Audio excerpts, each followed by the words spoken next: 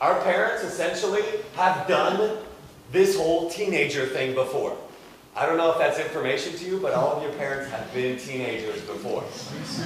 It's a crazy idea, but it's true. They have done what you are doing.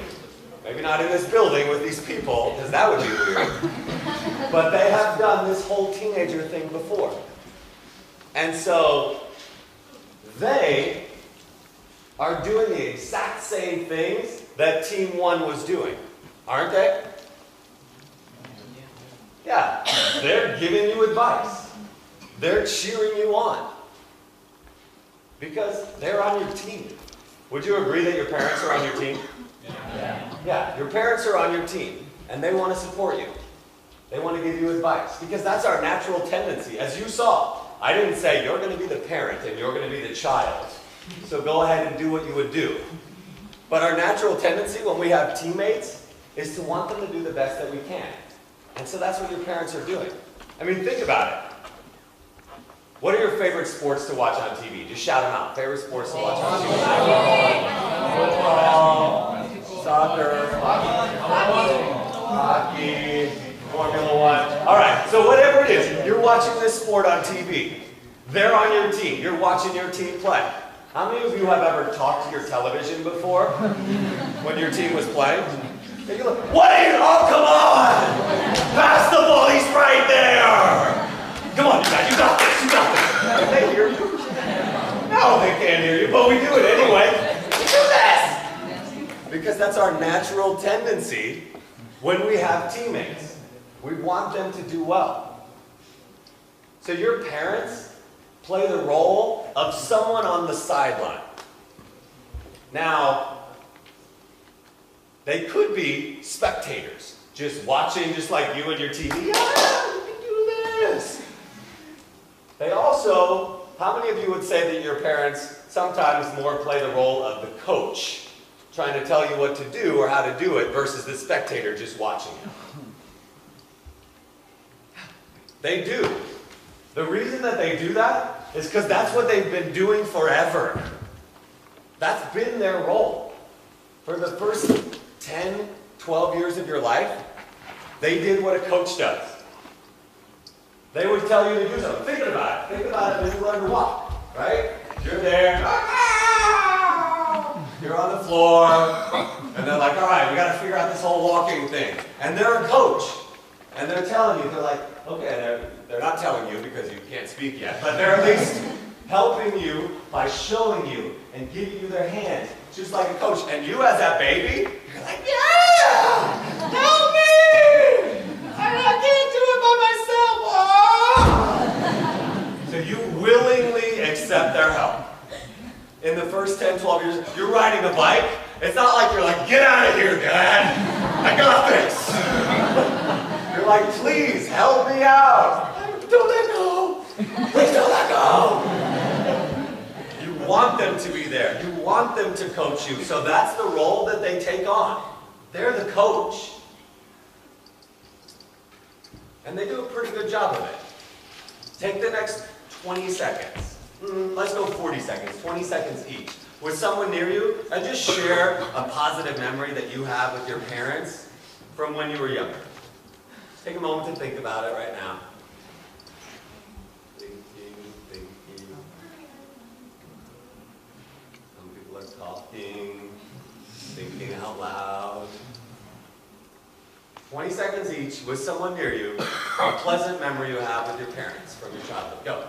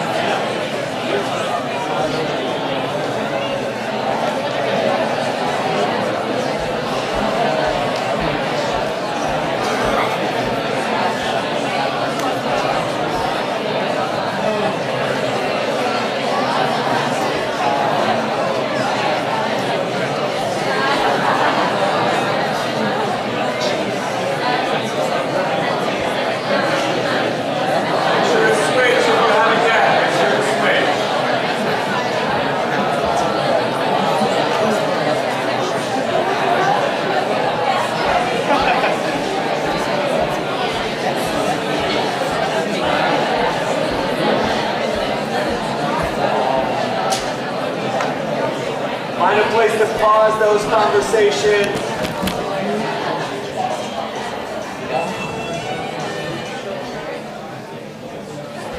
Thank your partner by forming a little heart with your hands. Just say, "Aww."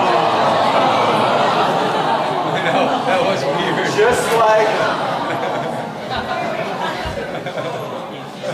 Just like in all those situations with you growing up, you loved your parents, you appreciated them, you were so thankful that they were there for you as a coach. And then 11, 12, 13, 14 years old, and it starts to shift a little bit. Instead of that receptive, like, "Oh, please don't ever leave me," you're like, "Get out of here! I got this!" And whatever it is that you might be doing, whether it's school or with your relationships or your hobbies, you're like, "Just leave me alone." And that is also a totally natural tendency as we get older. Because a really powerful way that we learn is through experience or through trial and error. So we just say, like, "I want to live my life, I'll figure it out." So you're like, parents, you're not the coach anymore. But think about it. Even though it's a natural tendency for you and you want to be more independent, imagine your parents. They are like the head coach. They are right there. They are in on every play. And then all of a sudden it's like, "Get out of here. You are on the sidelines. You are done." Essentially, you're fired as the coach. And that, think about it. Think of a friend that you have.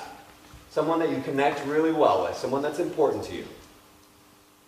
Imagine if this friend, one day, came up to you and they're like, "I really just don't want to spend as much time with you anymore. I don't want to hang out with you. I don't want you to come with me to like my big activities or events. Oh, okay, you can still feed me. Like, I still expect you to give me food on a regular basis. And I definitely expect you to give me presents anytime it's my birthday or Christmas. But other than that, I'm pretty much done with you." Right? You're all like, "Oh, they don't really say that to me." But essentially, that's what we say to our parents. We're like, "No more. No thanks. I'm good." Imagine what it must feel like for them. Again, it's totally natural what's happening, but it's got to be so hard for them to try to be forced to move. Because they're in this transition from your full-time coach. I'm on the job, that's my responsibility. To eventually, they're going to be just a spectator. One day your parent will just be there, just watching the game, and they'll still be kind of like that TV situation where they're still saying, "Oh, come on! How could you do that? Got this!" But not as your coach anymore, just on the sidelines. But right now, they're somewhere in between. And maybe you've made them like the water boy. And they're just running around, getting you water, giving you stuff. Maybe they're like an assistant coach, where like every once in a while you're like, all right, I need your help with this math problem. They're like, "Oh, I'm on the team now." And you're like, "I don't need your help for this. Get out of here."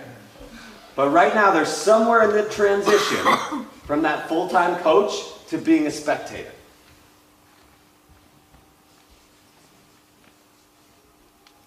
When I say your biggest fan, because that's what they are, regardless of what role they're in, that's what they are, is those words that I'm not going to say.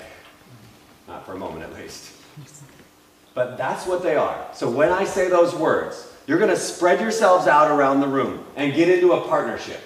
So one other person, someone that's on your team, so someone you feel pretty comfortable having a conversation with, connecting with. Get into a partnership with someone on your team, seated around this whole space, on the wood, on the carpet, anywhere. Your biggest fan. And then make sure to turn and face me so we can find out what to talk about. So just find a partner right now.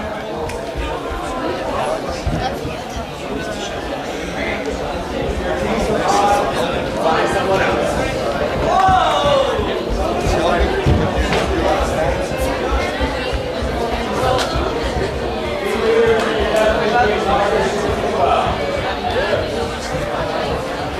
Spread yourselves out. Find a schedule somewhere.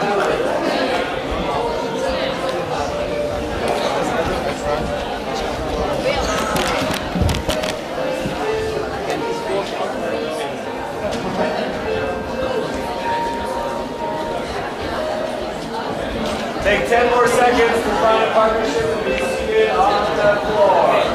9, 8, 7, 6, 5, 4, 3, 2, 1. All right, here's the deal. Think right now about your parents and the transition that they are making from the coach to the spectator. The conversation you're about to be having is, what can I do to support my parents in their transition from being a spectator, or from being a coach to being a spectator? How can I help them as they're going through that process? Because know that when you're helping them in that process, you're also helping yourself. Because it'll make it a lot easier in that relationship. So, for me, something that I can do to help my parents in their shift from a coach to a spectator, because as old as I might be right now, my parents still want to play the coach sometimes. My mom specifically still wants to play the coach sometimes. And she loves to get involved in whatever's going on in my business. Liesl knows that for sure. So what I do to try to support my mom in going through that transition is I try to show her through the decisions that I make that I'm someone that she can trust to make the right decisions. I even tell her, I'm like, Mom, you did a great job. You did a great job of raising me. I feel like I'm confident in the decisions I make. I know how to make the right choices.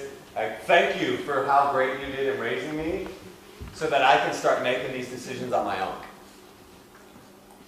So that's what I do to support my parents in their transition from a coach to a spectator. What can you do? Each of you will get 1 minute to share. I'll say switch, so listen for the word, about something you can do to support them in that transition. The person that will be shared first is the person, decide your partnership, who is the orange and who is the apple? Someone is an orange, someone is an apple.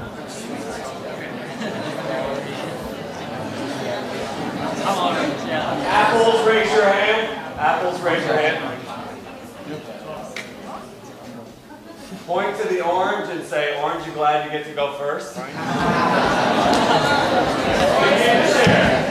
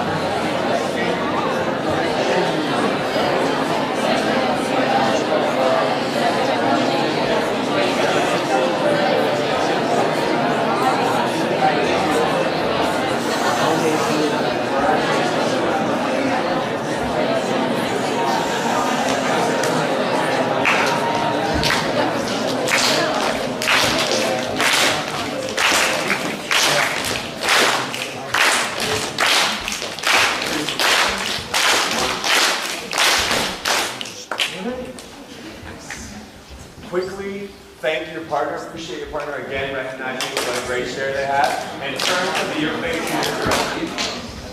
You can stay seated, or you can hug and then sit down, but just stay where you are. Just turn your body so that you're facing this direction. All right. Let's do a quick math problem. Right now in your heads, add up the number of years that you've been in school so far. Just in your heads. The number of years you've been in school so far. Yes. We got it?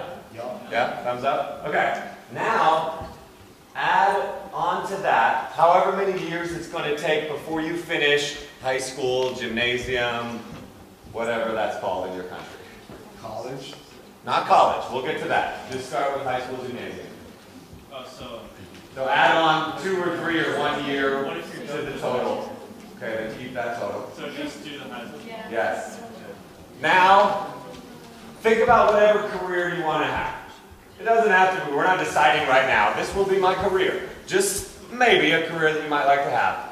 And decide how many years of university or college it will take you to be ready for that, to have that degree. And add that to the total that you just got. So another 4, 2, 7, whatever. What are some totals right now that we have? 15.